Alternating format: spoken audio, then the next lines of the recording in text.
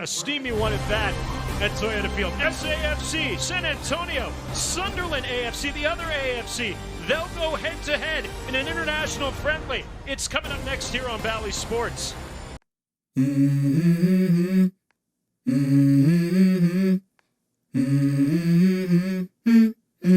Let's go. Katie, what a treat for the San Antonio faithful as they get to see one of the oldest clubs from English football take the pitch here tonight in South Texas. One of the oldest clubs in some really serious quality soccer. I'm excited just for this game. Yeah, me too, Katie. Why else would I stay up for 2 a.m. kickoff unless to see some serious quality soccer? Welcome to Texas Field, with the game played at 8 p.m. at night and the temperature barely having dropped below 100 degrees. San Antonio FC came into this game with a 4-0 record at home and off the back of a 3-game win streak. They won the USL Championship last year, which is the equivalent of the second division, but there's no promotion to the MLS in the US system. They are entering the final third of the current season in second place, looking to defend their title, so tonight they played a mixed team of development and academy players with a smattering of old-hand talents. This seemed a big deal to them, though. There's such a high level. I mean, I watched Sunderland Till I Die, the documentary, and seeing that same team get to play on our field has been kind of a dream come true. And I watched them. I know that. I know. The team sent out by Mowbray to begin the match were Patterson in goal, Gooch captained the side at fullback with Huggins on the other side, Ballard and 09 started as centre halves, and then as the holding midfielders Neal and Bellingham, with Roberts out wide, Abdoullah Ba on the other wing, Chris Rigg played central attacking midfielder, Hemir started up top. San Antonio were quick out of the blocks and pressed the ball at every opportunity. Apparently they are the biggest pressing team in the USL Championship. The result was some early corners and Pato having to be smart off his line.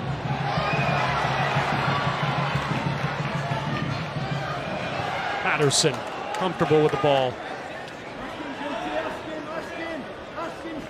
Pato playing high in the back line is definitely a thing this season. We saw it again tonight.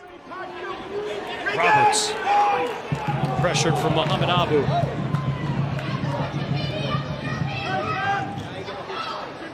Ballard now. The fast start from San Antonio resulted in some poor balls for us. Here's Bellingham. When it comes to football here in the United States. And this is just a bit silly from 09 in the tackle. Gets underway on the 6th of August against Ipswich Town. And a free kick awarded with a foul. But after the first 10 minutes, Sunderland settled well into a more steady rhythm. Gooch, Roberts and Hemir linked well. Huggins, edge of the box on Mercado. Pass across the face of goals defended out by Tulu. It'll be the first corner of the evening for Sunderland AFC. Great work there from Tulu. Ballard now. He's trying to sidestep Nacho Bailoni. And in the 14th minute, Abdoullah Ba put a neat ball through for Chris Rigg, who made it 2 goals in 2 games to put Sunderland ahead. Play on the outside back here. The run for Chris Rigg in the box. Rigg will put it in. Past the keeper, Carlos Mercado in the 15th minute. It is the 16-year-old youngster Chris Rigg with his second goal. And made their way to Toyota Field for this match tonight. Chris Rigg, the youngin that Sunderland has their highest hopes on, gets in off a perfect chip, and what a great... Minutes later, he nearly had a second, watching on to an excellent ball from Niall Huggins. Is there anything this kid can't do? San Antonio was still dangerous on the break, though, and nearly scored here. Luke 09 has somehow found himself stranded in no man's land with a player behind him. What I think has happened here is Luke 09 is playing the offside until Ballard runs back in behind the defender to put everybody back onside. And that leaves Luke stranded with his man. And the other team... This is poor communication that has to improve. United, which is interesting. They're headed back to the championship. More on that in a moment. Nico Hansen nearly dispossessed. Ba played well tonight. Apart from the assist to Rigg's goal, he popped up with a shot himself. From Dan Neal. He caught a back tackle in the 25th minute into the game. It's like it was a clip there from the behind, and then again, I hope he didn't maybe sprain an ankle there. Looked pretty terrible, actually. But he got up and stayed on the pitch. If he sits the next one out, we know why. Good effort from him. He is consistently good whenever he comes on and plays. Los Gatos Blancos, the White Cats, yes, that is their nickname, took full advantage of the free kick when talisman PC smashed a quite stunning goal from all of 50 yards, catching the unprepared Patterson off his line. Death Valley. Oh, San Antonio FC! All the way in the off the midfield line. PC catching Patterson off his line. And the scores were level, 1-1. That Perfect placement. He sees the keeper is a little. According to George Bush, there's an old saying in Texas. See that says, "Fool me once, shame on you." But whatever he meant by that, as the conditions took their toll on Sunderland and we conceded a free kick in a dangerous area, Pato was not to be fooled again. San Antonio FC will win a free kick just outside the area. Making an excellent save from this free kick.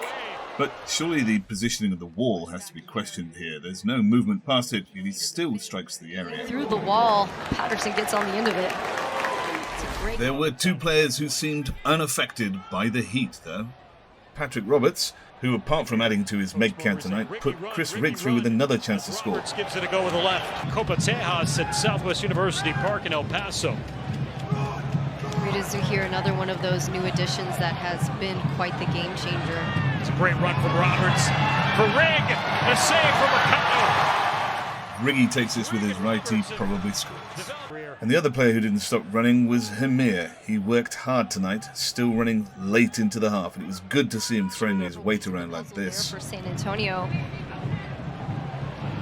Hemir will win the ball. Hemir conceded back here to Carlos Mercado. And we want him to be doing more of that. The half closed with Luis making an excellent run to the front post for a great ball by Gooch, and although this is actually an own goal, it's Hemir who causes it by attacking the space and forcing it to happen, so I'm going to credit him with it. I believe an own goal off of Carter Manley coming back. Hemir was making the run. I think Manley got a piece of it. In stoppage time here at the end of the first half, it'll give Sunderland AFC a 2-1 advantage here, it appears, going to the locker room. Let's have a look back at it again. Roberts doing a great job of just feeding the ball time and time again, and you're right. Unfortunate own goal there. But still very, very close. Not done there, though. Roberts, Gooch and Hemir combined again at the close of the half, and we left the field 2-1 up with much to be pleased about performance-wise. Seeks out Hemir. Hemir the turn, and will earn a corner as it's off of Tulu. And likely to be the final possession and sequence here of the opening half. The second half saw an entirely different team take the field, and we saw Nectar Triantis make his debut. He did little wrong, but there was also little opportunity for him to show us what he can do. He looked comfortable on the ball, though, and tried one of his balls over the top. He's pretty good at it. Didn't come off here. But if you want to know more about Nectar Triantis, then click on the link top right now to see a breakdown of what we've signed in him. Anderson put in another decent performance, even dishing out a bit of Danny Bath with his forearm smash. He did lose focus here, though. You can see he just doesn't communicate with Ellis Taylor next to him, and both of them just allow this fella to stand in space. And once the ball player has turned out of trouble, it's a simple 1-2 for a shot on goal that should never be allowed to develop. Overall, though, Anderson has definitely improved. Keep it coming. Lihadji gave another excellent performance right from stepping on the pitch at the start of the second half.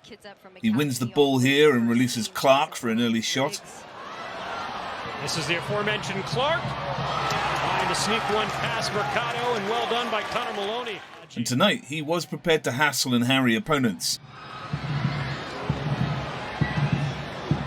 Abu.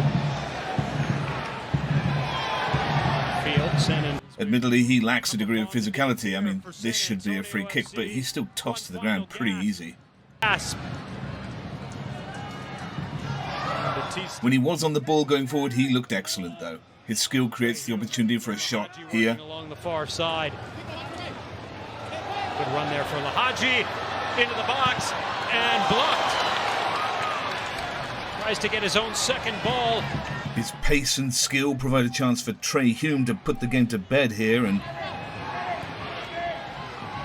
Mercado To search this out. I think that is a penalty. Jewison Bennette went to ground. Look again, he catches the back of Hume's foot here. He's still down on the pitch. No penalty called. And again, this turn is super sharp. If only the shot matched it. The turn from Lihadji, the save from Carlos Mercado. Great turn and great save there. Game time is doing him good though, and he looks a threat on the ball increasingly often. Can he be used? Will he be here? The two greatest players on the park this half though were Jack Clarke and Pierre Ekwah. Clarke seems to have an inhuman ability to run regardless of the conditions. Right from the off, he showed the sort of skill that is standard several times a game for us, and I think we're starting to take it all for granted. He does it so often. He showed plenty of close control skill as well. Weaves his way in the middle. And was to be found forever pegging it downfield. The lad is great, but tonight I think he may have been outdone by Pierre Ekwah, who bestrode the field like a god. The lad has so much close control, I really don't know how he comes away with the ball in some situations.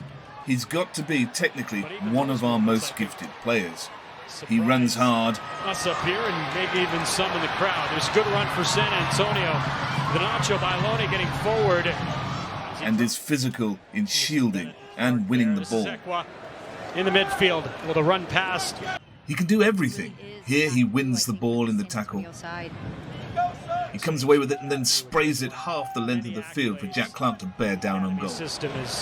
Then he runs all that distance himself and makes himself available to take the shot. As he runs on Posada, Clarke into the box. Ekwah gives it a go. It's parried away. It's a tremendous effort.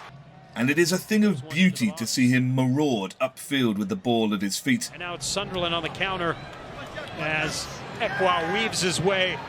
Here to slide in Jack Clarke for a great chance. Clarke looking to the back post with the left and just turns it wide. The sheer skill of him here is staggering. What were West Ham thinking when they let him go? Jewison Bennette was deployed on the right wing tonight, not the left. He came into the game late on, but again showed himself to be fast and skillful, repeatedly getting past his man to put the ball in the box. I just wanted to look up a little more before doing so. However, he provided multiple chances and was a threat all night. Here to put up a ball at the back post for Clarke.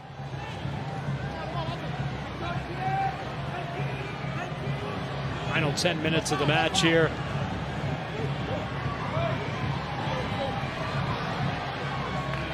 Clarke will turn it wide. By the way, with an agreement that should the match be drawn, it would be decided by penalties, the crowd nearly got their wish, and Ekwah nearly ruined his performance when he gave this ball away. Ekwah, giveaway. Eduardo Fernandez. Justin Dillon. Back across and saved off the line. Oh, it was there. But flying in with an inch-perfect tackle to save the day was Trai Hume. With an opportunity to equalize in the 90th minute and just can't punch it home. A minute later, it was perhaps a fitting end to see Jewi get his reward for all the hard work with a lovely solo run into the box, rewarded by a perfectly hit reverse shot, with everyone moving the wrong way. Run into the box. And Geary. put it home to cap off a tremendous night. Jewison Bennette. He's got the final goal of the evening for Sunderland. And in extra time, in this kind of environment with the heat, didn't seem to bother him. Beats one guy, maintains his composure. And he sees that open pocket there. Man, that's great stuff from him. Really Tonight was an ace performance with lots of positives and a great game to watch. On to New Mexico United. See you then.